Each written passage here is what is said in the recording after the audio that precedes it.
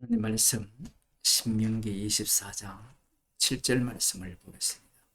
구약성경 298쪽입니다. 사람이 자기 형제 곧 이스라엘 자손 중 한 사람을 후려다가 그를 부리거나 한 것이 발견되거든 그 후린 자를 죽일지니 이같이 하여 너희 중에 악을 제할지니라. 옛날 성경이니까 어려운 말들이 나오는데, 형제 중 이스라엘 자손 중 한 사람을 납치죠. 오늘날로 말하면 인신매매입니다. 사람을 납치해서 그 사람을 물건처럼 사고 파는 거죠.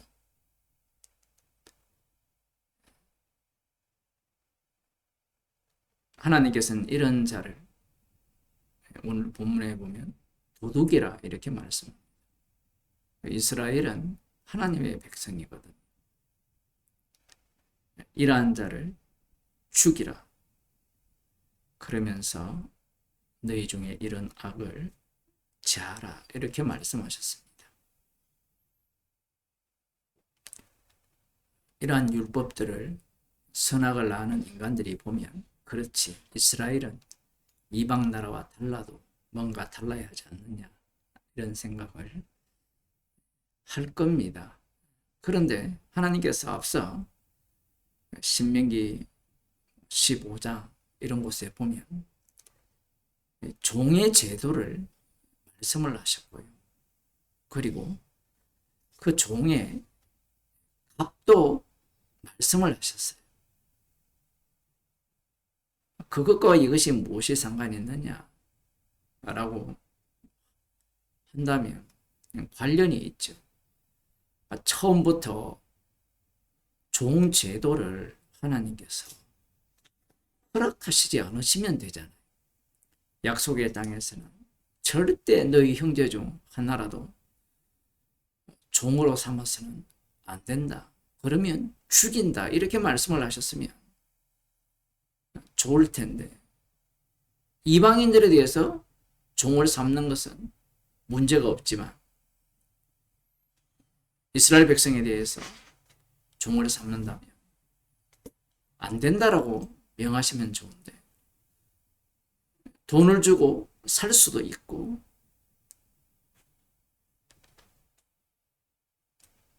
그리고 그를 놓아줘야 되는 그러한 말씀을 하셨고요.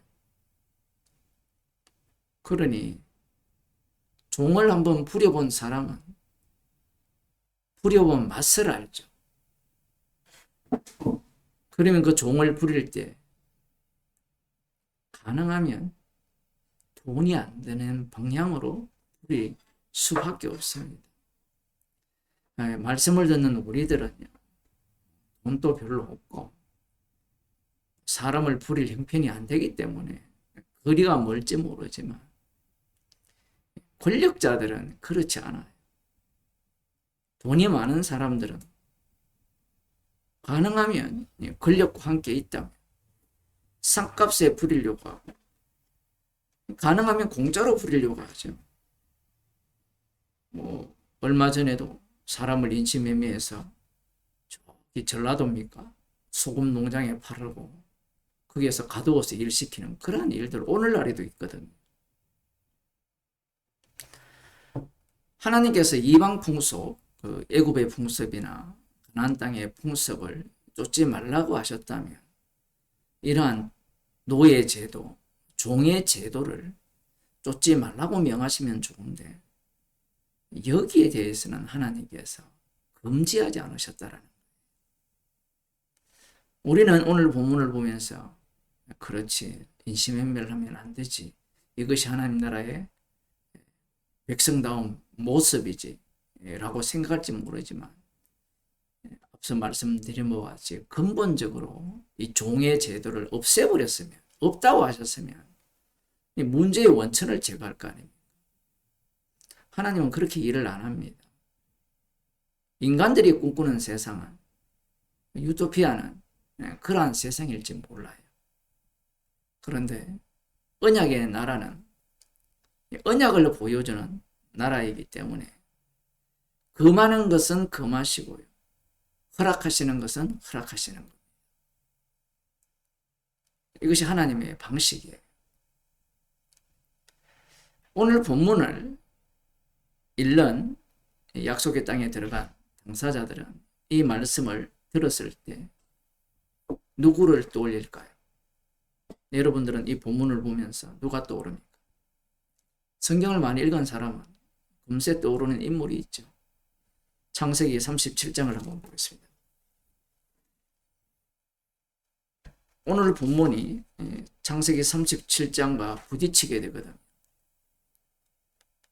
37장에 보면 요셉이 17세 소년으로서 그 형제와 함께 양을 칠 때에 고자질쟁이입니다.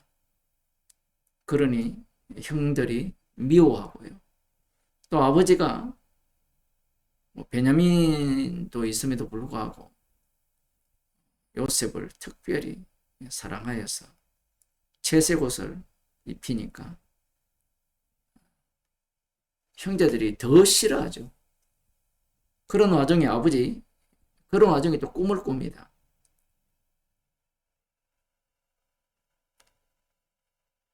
형제들의 단이 자신의 단을 둘러서서 절하는 꿈을 이야기하고, 이제 해와 달조차도, 그리고 11별이 요셉에게 절하는 꿈까지 말하게 되니까 더 미움을 삽니다. 그러던 중 이제 아버지의 심부름으로 형들에게 가게 되는데, 18절에 보면 요셉이 그들에게 가까이 오기 전에 그들이 요셉을 멀리서 보고 죽이기를 꾀하여 서로 이르되 꿈꾸는 자가 오는도다. 조롱하죠. 비아냥대고. 우리가 이런 말씀을 볼 때 관람을 하기 때문에 누구 편에 있느냐 하면 요셉 편에 있죠. 그런데 성경을 읽는 태도는요, 우리가 요셉 편에 있어서 될 문제가 아니에요. 자, 그를 죽여 한 구덩이에 던지고 우리가 말하기를 악한 짐승이 그를 잡아 먹었다 하자. 그 꿈이 어떻게 되는 것을 우리가 볼 것입니다. 꿈을 원천적으로 봉쇄하는 방법이죠. 구덩이 던져서 죽여버리는 방식.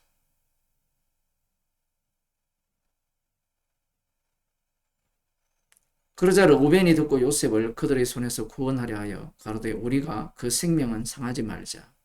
르우벤이 또 그들에게 이르되 피를 흘리지 말라. 그를 광야 그 구덩이에 던지고 손을 그에게 대지 말라 하니, 이는 그가 요셉을 그들의 손에서 구원하여 그 아비에게로 돌리려 함이었더라.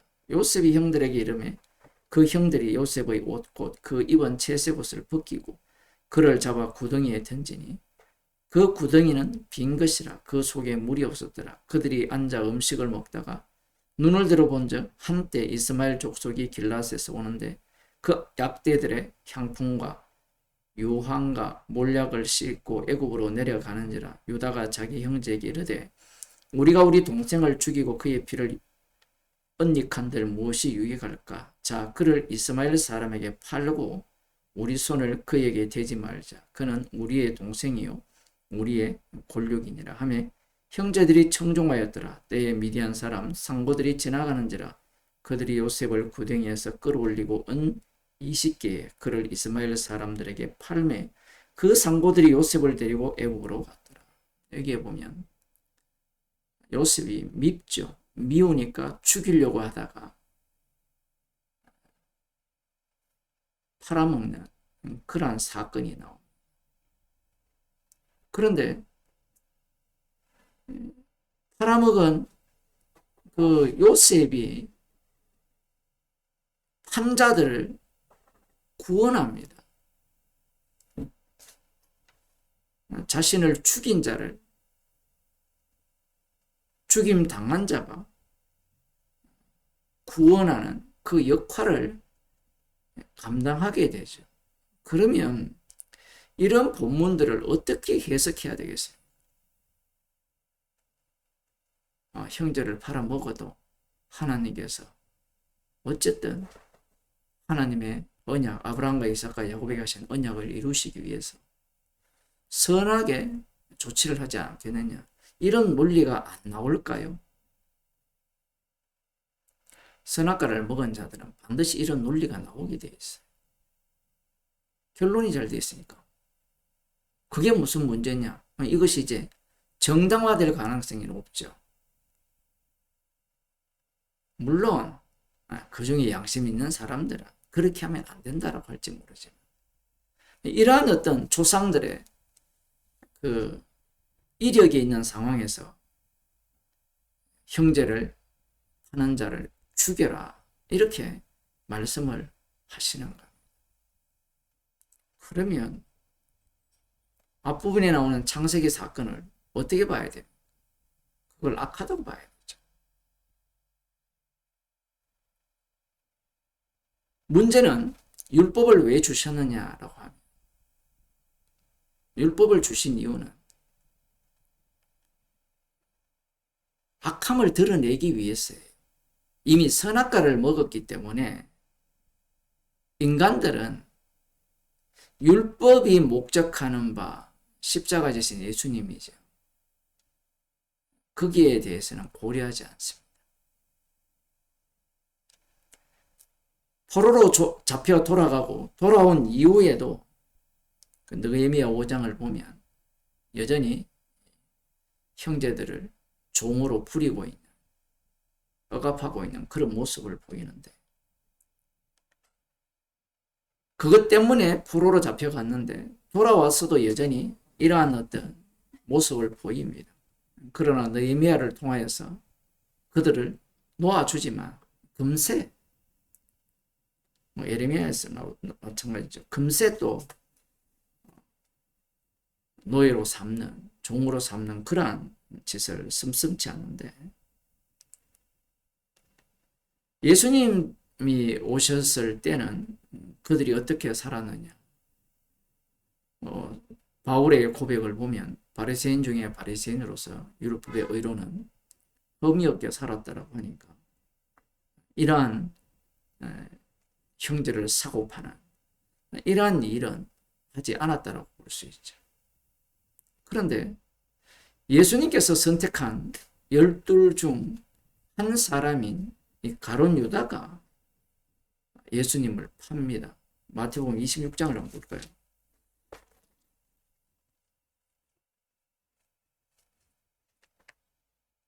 (26장) 14절을 보면 그때 12 중 하나인 가룟 유다라 하는 자가 대제사장들에게 가서 말하되 내가 예수를 너희에게 넘겨주리니 얼마나 주려느냐 하니 그들이 은삼십을 달아 주거늘.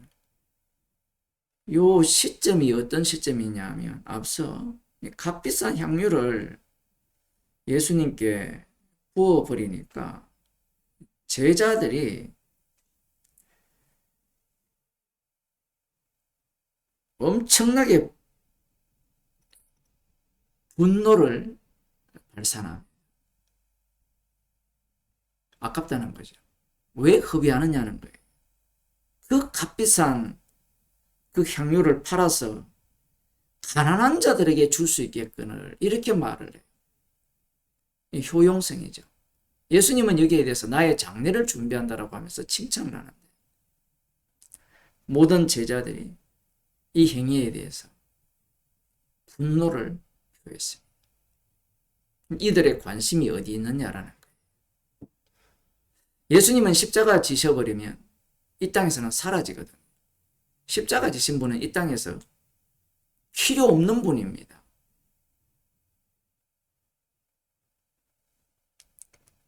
이 가룟 유다가 이 사건 이후에 이 마태복음에 이렇게 기록되어 있거든요. 이 사건을 보고 결심을 한 겁니다. 값어치 없는 괜히 따라다녔다. 따라다니면 뭔가 이 우리에게 도움이 되는 그러한 메시아라고 생각을 했는데 이 비싼 값비싼 향유를 팔지 않고 붓지 않고 그 돈으로 좋은 일에 쓸 수 있잖아요. 그들이 기다린 메시아 왕국을 세우는데 군자금으로 쓸 수 있잖아요. 그런데 예수님께서는 가난한 자들은 항상 너희와 함께 있거니와 나는 항상 함께 있지 아니하리라. 이 여자가 내 몸에 이 향유를 부은 것은 내 장사를 위하여 합니다. 예수님의 장례를 위해서 준비했다. 내가 진실로 너희에게는 온천하에 어디서든지 이 복음이 전파되는 곳에 이 여자의 행한 일도 말하여 저를 기념하리라 하십니다. 허비한 일이죠. 인간들이 보기에는 천지 도움이 안 되는 일이. 사도 바울을 보면 복음을 일평생 전했는데 그게 무슨 본인에게 도움이 됩니까? 잃어버리는 일이거든요. 이 주님을 위하여 모든 것을 잃어버리는 일이 성도의 삶입니다. 가룟 유다는 3년 동안 따라다녔는데 쓸데없는 짓을 한 거예요. 오늘날도 이런 사람을 많이 볼 수 있잖아요. 오랫동안 뭐 예수 믿는다고 교회를 다닌다고 하면서 해보니까 이게 쓸데없는 짓을 했고 뭔가 얻을 것이고 뭔가 보람차고 뭔가 업적을 이룰 수 있고 뭔가 얻을 수 있다라고 생각을 했는데 이 말씀을 제대로 들어보니까 제대로 안 들어도 마찬가지지만 제대로 들어보니까 얻을 게 없잖아요. 가룟 유다가 예수님을 은30의 대제사장에 팔아는 겁니다. 재밌죠? 대제사장은 이스라엘의 희생물이거든요. 그런데 희생물인 대제사장이 돈을 주고 하나님의 아들을 돈으로 삽니다. 오늘 율법과 정반대죠. 왜 그러냐면 자신들에게 도움이 안 된다는 거예요. 자신들을 불쾌하게 한다는 거죠. 특히 가룟 유다 같은 경우에는 3년 동안 모든 것을 버리고 예수님을 쫓았잖아요. 예수님을 그리스도라고 인정하고 하나님의 아들로 인정을 했는데 지금 눈치를 챈 거죠. 이 사람은 더 이상 나에게는 도움이 안 되고 은30이라도 챙기고 떠나야 되겠다. 그럼 모종의 뭔가 이야기가 있었겠죠. 그래서 예수님을 팔아먹어버립니다. 이게 인간이에요. 그 가룟 유다는 누구를 대표하느냐? 이 대제사장도 마찬가지고 이스라엘을 대표하고 남은 자를 대표합니다. 첫째 아담을 대표하죠. 형제를 파는 자는 죽인다 했는데 누구를 파느냐 하면 하나님을 팔아버립니다. 하나님의 아들을 팔아서 이 율법을 위반하죠. 그러니 이러한 자들에게 남은 것은 심판밖에 없습니다. 그런데 놀랍게도 주님은 심판밖에 없는 그들을 본인이 아버지로부터 심판을 받아서 그 심판에 자신이 선택한 자를 참여시키죠. 그들이 이러한 제자입니다.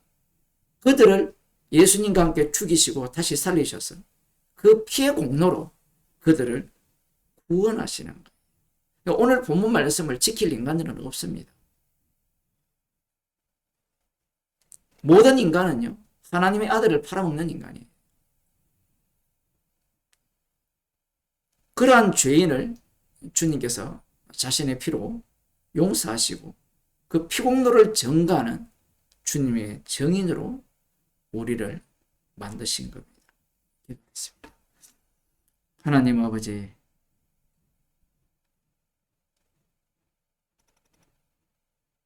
형제를 상품 취급하여 팔아먹는 자를 죽이라 하셨는데 그 말씀은 하나님의 아들을 상품 취급하여 팔아먹는 그런 모습으로 나타났습니다. 우리 인간의 모습이 그러하기에 저주받아 마땅하고 불심판받아 마땅한데 주님의 심판 속에 저희들을 함께 참여시키시고 주님의 피로 우리의 죄를 용서하시고 주님의 양자로 삼아주심을 감사드립니다. 주님의 피공로를 증거하기 위해서 저희들을 새로운 피조물로 만들어 주셨기에 주님의 피공로만을 자랑하는 주의 백성으로 살게 하옵소서. 예수님 이름으로 기도드립니다.